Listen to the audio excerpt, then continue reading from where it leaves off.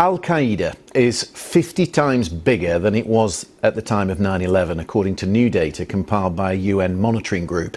The figures, drawn mainly from intelligence reports, suggest there could be as many as 25,000 fighters spread out across the globe. At the time of the Twin Tower attacks in 2001, the group was estimated to have around 500 jihadis.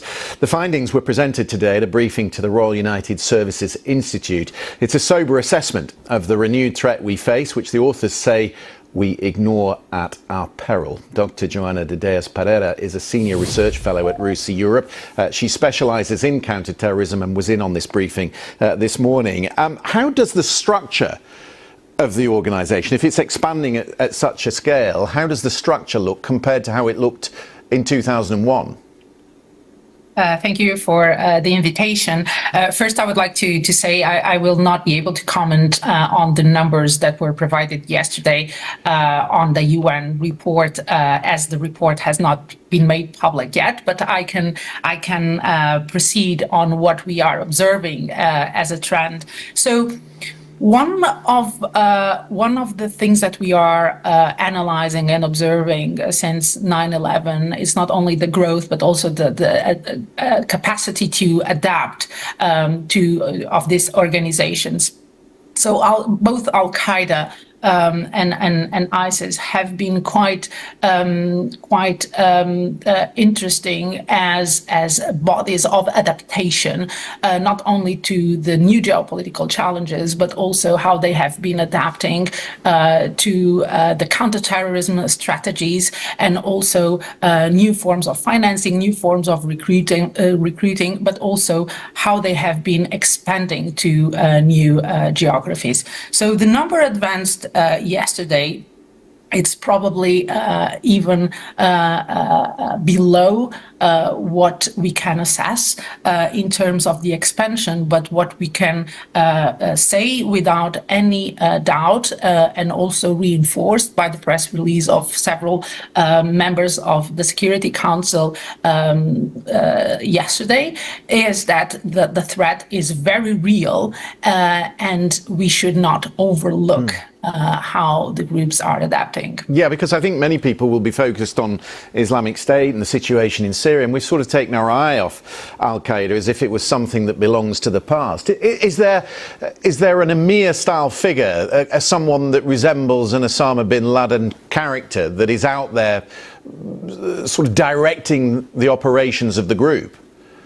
I think that in terms of having a figure and a central individual for the organization, this has changed a bit. So in terms of centrality, we do not have core figures that led the movement. But on the other hand, we have something that is as equally dangerous, or I even dare to say more dangerous, which is the decentralization, the way that the organizations have been able to introduce themselves in the populations in layers that we are not able to visualize immediately. And one thing that I really wanted to say is that disruption does not mean defeat. And these groups have been showcasing that they are able not only to absorb the pressure, but also to decentralize and rebuild. And often through the affiliates network that they have, they look local, some of them, but they are tied into a much wider ecosystem, I would say. This report's been compiled for the Security Council and to encourage greater intelligence sharing among different countries. But when you look at the counter-terrorism strategies, do you think it deals with the problem and recognises the problem adequately? I think it's not a problem of the instruments that we have at the present. So the monitoring team will make public this week the 37th report. So we have 37 reports published by the monitoring team on sanctions